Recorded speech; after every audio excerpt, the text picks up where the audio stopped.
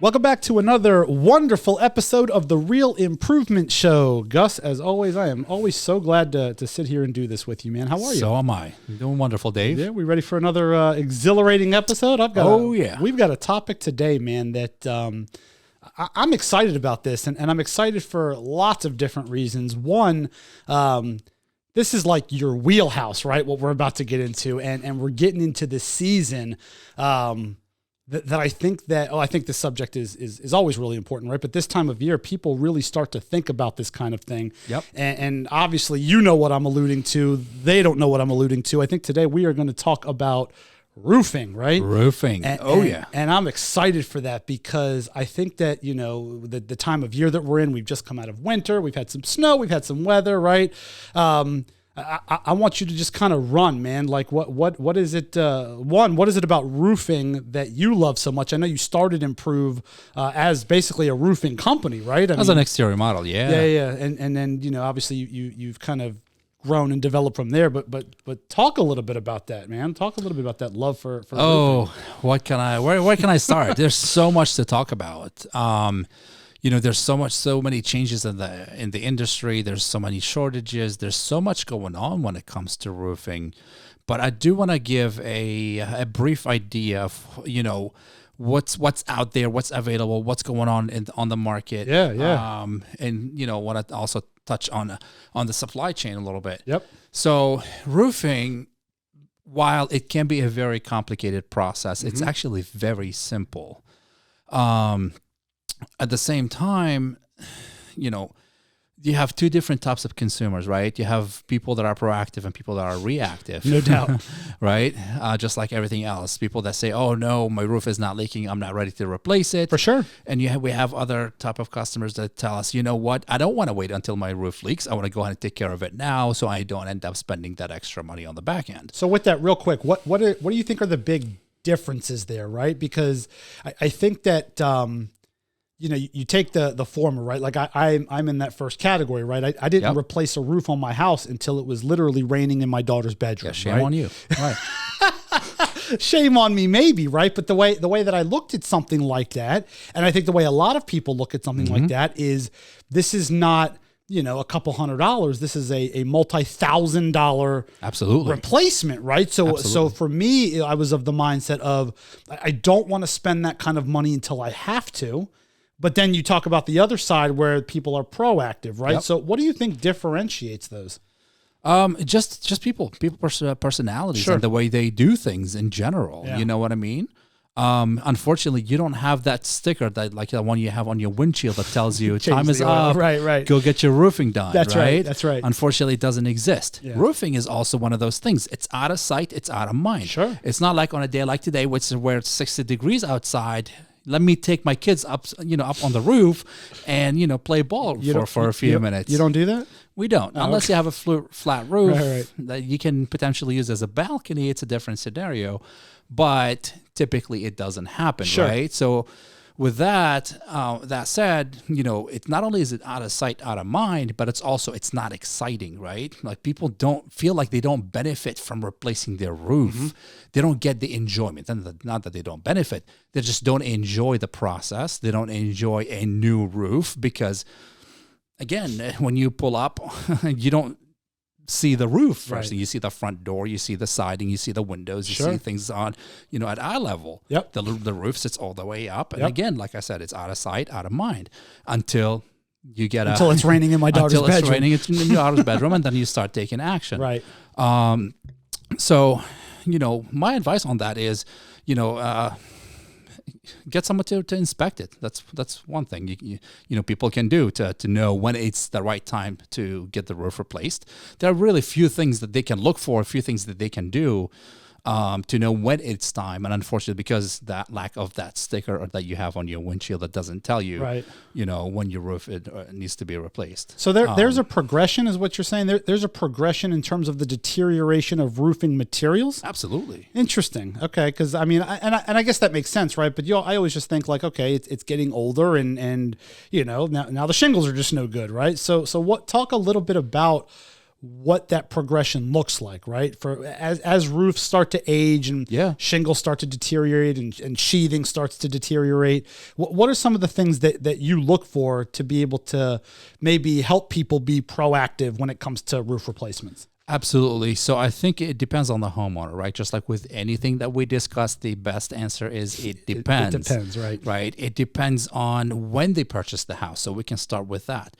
If they've been there for a short period of time, chances are they just got an inspection done, and on that inspection report, it should give them an idea of where the roof stands or the condition of the roof stands. From there are some red flags that they can look for, right? They can look for if there's for example, we just had a client where just purchased the home, got an inspection done, and they didn't have a drip edge. It was listed on the inspection report. A few weeks in the home, and they noticed a leak. They start looking at different things, windows, siding. First they start thinking about walls because it wasn't necessarily a visible leak. It was just coming from different places that didn't really indicate that the roof was failing prematurely. Right. And so they look at different things. They tried different things, didn't work out. Then they sent us the inspection report, and sure enough, we saw that there wasn't a drip edge installed on the previous roof. And so there we go. That was the red flag that tells us that, okay, the water isn't going directly into the gutters. It's actually backing up onto the trim, and it's essentially going inside, and it's causing that active leak. Sure. Drip edges, is that I want to make sure I'm asking the right question here, right? Is that something that maybe an older roof would not be expected to have, or it was just a roof that maybe was done improperly? It was just done improperly, and unfortunately, a lot of roofers take shortcuts. Sure. And they're very price driven as opposed to system driven. Sure. If that makes sense. Yeah, no, that makes a lot. I think we get a lot of people in a lot of industries that are like that, unfortunately. 100%. So we were talking about the inspection report, right? Yeah. So aside from the drip edge, there are a few other things that we can look at or look for, such as curled shingles. We have, nail pops, delamination in the wood. So when the inspector goes in the attic, they see delamination, cat eyes. There's a lot of different things that tell us that the roof is failing. Sure. We don't necessarily have to, visually inspect the roof. We can literally go off of the inspection notes, and we can figure out what's going on with the roof for the most part. And a lot of those guys are taking, many pictures and including those in inspections and things like that, right? Absolutely. What about, I hear about, and forgive me if I mess up the terminology, like the grit, I guess, on the shingle, right? The granules. The granules. Is there something with that to help determine whether a roof is getting past its useful life and things like that as well? Yeah, so there's different things. So let me just go over really what's on the market when it comes to roofing. Yeah. For the most part, here in this area on the East Coast, you have 4 different players, and that's it. Okay. So you have actually 5. I apologize, not 4. Yeah. You have GAF, you have Certainteed, that are basically the top players. Then from there, those are companies, brands. Those are brands. Okay. Those are manufacturers. Sure. Then you have Owens Corning, which in quality, in my opinion, is about the same, but it's because of volume, they don't rank the same. Right. Interesting. Yeah. And then you have Tamco and ICO. Okay. That's really it. Mm-hmm. So it's not like you have a whole lot of options. Where it makes the biggest difference is in 2 things. One is the system, what those roofers purchase, right? What kind of system they offer, what's included in their system. Also, what kind of labor they do, who they hire to do the installation. Because no matter how good the system is, right? If it's not installed properly, it's going to fail prematurely. That's right, yeah. It's a given. It's going to happen. Right. But yeah, I mean, so we start with that, and then, depending on the shingle, so you have ICO and you have Tamco. Those are at the very bottom. Those typically are used by storm chasers, companies or roofers, if you will. Would that be more like builder's grade kind of? It is a builder's grade, yes, okay, 100%. Gotcha. Sure. So companies that work with insurance companies that want to fulfill insurance claims and stuff like that. Also that work with builders when they build new construction, sure. Right? So they use, less than a perfect shingle, right. To keep the cost down, obviously. Sure. And so those 2 brands are known to be used for new construction and insurance claims. So how does that fall into play? For example, a lot of homes in this area, especially, and I got to imagine, all over the place, but a lot of homes fall into like an HOA, for example, right? Yeah. And I know that HOAs more often than not are going to have certain requirements as it pertains to not just style and color, but also brand, right? When I had a roof replaced, I guess a couple of years ago now, the roofer, they recommended a certain brand. It was one of those, I guess top brands that you had mentioned, but the HOA came back and said it has to be CertainTeed, for example. Right. Do you find a lot of that? I mean, is it easy to work within these HOAs and making sure that the job gets done and still gets done in a timely fashion? Yes. I mean, the way we do things, we're not married to one brand, right? We use multiple distributors and we're able to get any brand shingles. Yeah. Which is nice. A lot of roofers are very biased to a brand. They only work with one and one only brand, unfortunately. And they run into issues when it comes to HOAs. They can't fulfill, what the HOA requirements are, and unfortunately won't be able to do the job. But, I want to touch on that real quick. So typically when that happens is because it's, let's say, like an apartment building, right, where the roof is just continuous. There are no breaks. You have to, keep the entire neighborhood aesthetics. Exactly the same, and you have to stick to that brand because if you switch brand, there may be just a couple differences, and it's going to throw the entire neighborhood off. Right. Looking at it from a bird's eye view, right? Because we all do that all the time. Yeah, we fly up in helicopters and take a look at it. I just did that yesterday, right? I'm sure. Yeah. But like in a townhome community, for instance, where you see a lot of roofs have different colors.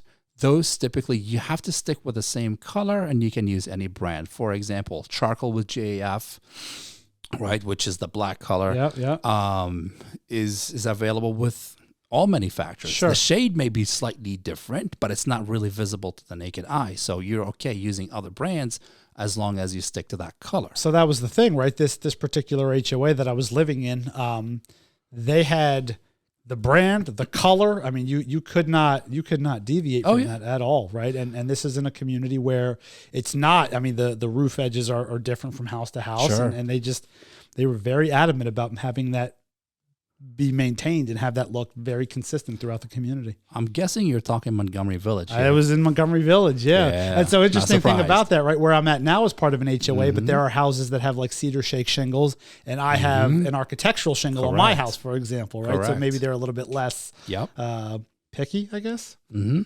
you find that there are some that are easier to work with than 100%. Others? And I mean, you just kind of go with it, right? So the three, right, that I've always had the most challenges with, if you will: Montgomery Village, Columbia, Columbia, Maryland. HOA areas. I know you and I both know people that live in Columbia, and if they don't have an HOA, they're good to go, obviously. Right. But if there is an HOA, chances are they're very particular. And then Reston, Virginia. Interesting. Oh my goodness. Oh yeah. I'll notice you didn't say "oh my goodness" to anything other than Reston, Virginia. They're very, very particular. Interesting. But we're good. We can work with any of them. That's not an issue. So when we talk about roofing, we typically think about roofing now, springtime, right? Yeah. Well, is that just because the materials are easier to put down? They conform better in the spring? Is it because obviously from a labor perspective, it's easier to get a crew on a roof when it's 50 degrees versus 20 below? Why is it that springtime is the big hot season for roofing? For roofing, because for a few reasons, really. One, it's right after winter, right? Those roofs have taken a beating by the weather, to be honest with you. They get brittle because it gets too cold. They had snow on them, then the ice, and then they have ice dams. They have leaks. They have a few issues that homeowners realize, okay, well, you know what? I'm just not going to do anything this winter or this season. I'm just going to wait until spring. Then I'm going to start taking action. So that's one reason. Another reason is there's a perception out there that the educated consumer especially think that it has to be 50+ degree weather before you can replace a roof. Is that true? It's true to a certain degree, right? We've replaced roofs when it's 35+ degrees. There's nothing wrong with doing that. And if you disagree with my statement, please comment below. I would love to hear from you. If you're a professional and you think otherwise, let me know. Yeah, let's talk it out, right? 100%. So the one thing is the shingles won't seal properly, right? Won't settle and seal properly until it hits 50 degrees. And so they may find some curled edges and things of that nature. But that's normal for the weather. Correct. Won't necessarily look perfect until we hit 50-degree weather. And then it settles and everything. And then people start breathing a little bit easier. Yes. Is it cheaper to do a roof in the winter? I mean, Not necessarily. It's unfortunate that a lot of companies advertise that way, especially in the springtime, right? You'll see in the mailers and you'll see on Facebook feeds and the different social media platforms where, it's winter, our guys are slow, we're giving this blowout discounts and call us now, don't wait till spring before the prices go up. That's not the case. What we pay in the spring is exactly what we pay in the winter, is exactly what we pay in the summer. For material. Same thing for labor. Okay. That never changes. Right. The difference is, obviously companies want more business because it's a slow time. So is it cheaper? Not necessarily. The material cost is the same. Labor cost is the same. It winds up maybe being, depending on the company, it could be cheaper perhaps to the consumer because this company is just trying to. Depending on the business model. Yeah. For example, for us here, we don't have different prices because of seasons or whatever, right? Our price is very fair. It's the same all year long. Sure. So what about, obviously a lot of what we talk about, we're still in this pandemic. I don't think it's been declared endemic yet, right? As of now, it's still a pandemic. It's affected a lot of things, right? It's affected a lot of businesses and a lot of manufacturing. And one thing we're hearing a lot about is supply chain shortage, right? Sure. How is that impacting the roofing industry as we go into the spring and we start to see the weather warming up and, that industry typically gets busier? Is that going to have an impact? Yes. So because we're still in the pandemic, most roofing manufacturers have furloughed a lot of their color options. And so to give you an idea, take, for example, GAF Roofing. They, out of about 20 color options, they're down to 3 that are readily available. Whoa. Correct. That's charcoal. I think it was barkwood, one of the brown colors, and oyster gray. Those 3 colors actually represent 80% of their business. That makes sense. Pandemic or not, that's always been the case. Sure. That's what most people want, right? And then you have 9 colors that can be attainable, but you have to order ahead, and you can get them in probably a week or so. The rest of the colors are special orders where you have to wait 3-4 months to get. Oh, wow. Yes. So if you want a blue roof, guess what? You're waiting. You're waiting. Yeah. Bottom line. Blue roof sounds kind of cool. It is kind of cool. We've actually done them in the past. We've done a few in the past. They're beautiful. Yeah. In my opinion. Yep. So the more typical, quote unquote typical, I guess, colors, those are still readily available. No major issues. They are. I mean, they're pumping shingles out on a daily basis. Yes. So let's talk about that process, right? A customer calls you, and either proactively or reactively, they need or want a new roof. Yep. What does that look like in terms of timing, start to finish? Absolutely. As long as the color is available, we are installing a roof as we speak. That a customer put an order in for today is Thursday. They put an order in on Tuesday. And the materials are in, and you guys are installing. And they were delivered yesterday. We're installing this morning. From the time, as long as again the color is available, from the time the customer makes the decision, signs the dotted line. I assume they probably have to put down some kind of a deposit, right? That would be typical. 48-hour turnaround, roughly. In most cases, yes. And then roof installation, right? Is it a?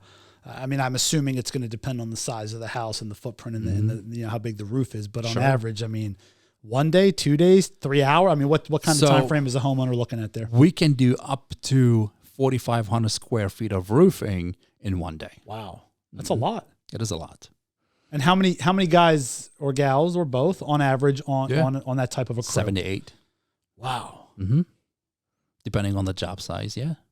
So the roof we're doing today is a townhouse. It's a 1,400 square feet roof, but I mean it'll be done very soon if it's not done. But also we send a smaller crew to a job of that size. Interesting. Yeah. How should people if people want to be proactive, right? I don't know that anybody likes to spend $5, $7, $10, $15,000 on a roof, right? But if somebody's going to be proactive, how should they plan for that? What do you recommend they do? So if they're new homeowners, as I mentioned earlier, they have an inspection report. They can start by sending us the inspection report. We can take a look at it. Yeah. If they had any damage because of weather, and they filed an insurance claim, we can look at the scope of work, and then we can determine what's going on with the roof. And sometimes we can negotiate and get them for replacement in case that was denied initially by the insurance company. So your Emprove will work with insurance companies 100%. That's fantastic. Absolutely. Yeah. So those are two scenarios, right? A fairly new homeowner, an inspection, an insurance claim, and what we call the retail, which is your typical roof replacement. And so, they call us, we ask a few questions to determine what's going on. Sometimes they tell us they have an active leak, or the roof is 26 years old where the lifespan it was 17, and they know it has exceeded that lifespan and they're ready to get it replaced, and that's the proactive. Right. The active leak that I mentioned is the reactive consumer. And in all those cases, again, we start with a virtual consultation where we ask a few questions to determine exactly what's going on with the roof. From there, we either go out or we just proceed with scheduling. Interesting. Yeah, I know, having been through that twice. At the time, we had a roof replaced on an investment property. Yeah. And then I feel like it was almost immediately, it may not have been, but I feel like it was almost immediately, like I said, it was raining in my kid's bedroom, and we knew that another roof was coming. And so interestingly, one of those we were able to get done through insurance. The other one, of course, the more expensive one, we were not. Yeah. The nice thing about that, though, is looking at that, right? You mentioned there's no like joy, right? Right. There's no joy in replacing the roof. There's no enjoyment, right? But I will tell you, and maybe this is because I'm in the real estate industry, although maybe not, I will tell you that I get a whole lot of joy in knowing that realistically, I've got many, many, many years before I have to replace another roof. Oh yeah. Right. I know that it's not going to rain in my kid's bedroom. Yeah. I mean, weather events could take shingles, and I get all that stuff, right? But in a perfect world, if you will, I know that I've got, no, I'm not like playing on the roof, but I've got some peace of mind. That's exactly what it is.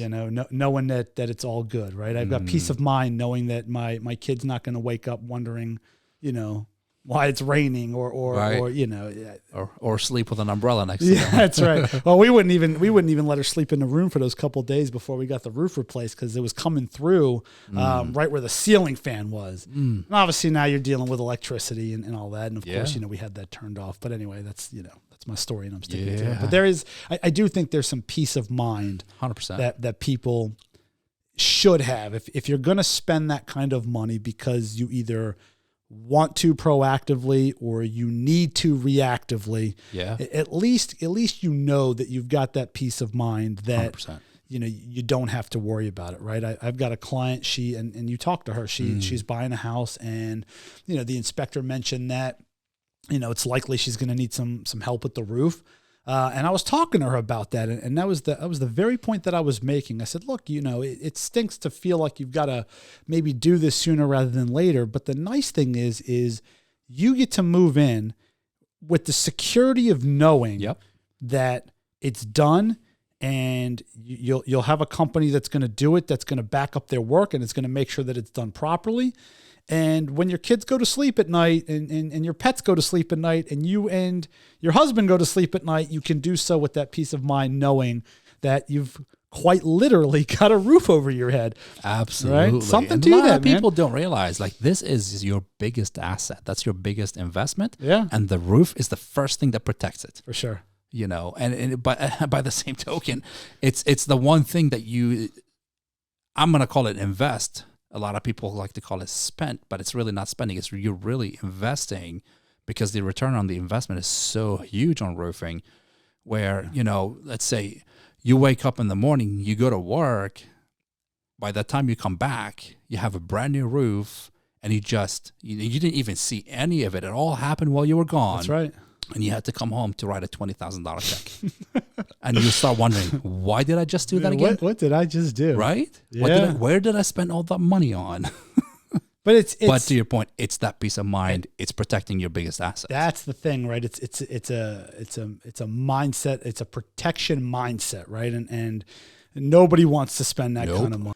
It's like a life insurance policy. Yeah. Right? Like all the money is going out of your pocket, but you're not seeing it. Right? Like you don't enjoy spending it or invest in it. Sure. Yeah. So what else do you have to say on this matter, right? Roofing is obviously really important, right? It's not exciting per se, but it is really important. What else do you have to say that you think people need to know right now? I mean, look, bottom line is we've had 3 price increases this year.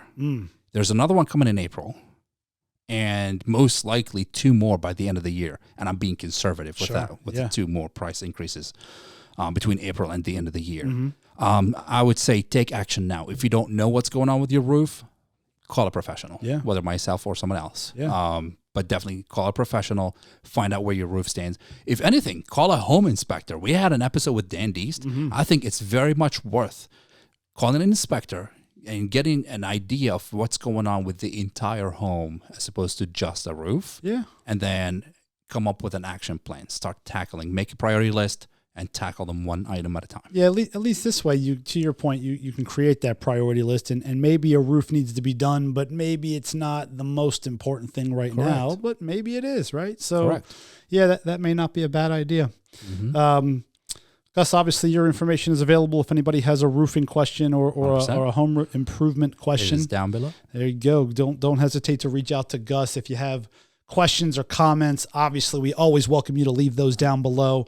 Reach out to Gus directly with any of your home improvement questions. 1-866 Improve. EMPROVE. There you go. And not just roofing, right? Anything exterior. You also roofing, siding, windows, doors, trim, gutters, and kitchens. There you go. Beautiful. Gus, man, a lot of great information. I for one am feeling a little bit dumber than I did before, only because there's so much that goes into that. But that is, again, why I will always call the professional, man. So, Gus, thank you very much, as always. Absolutely. Man. Good seeing you again, Dave. Always, man. Till the next one. Till the next one. See you guys. See you.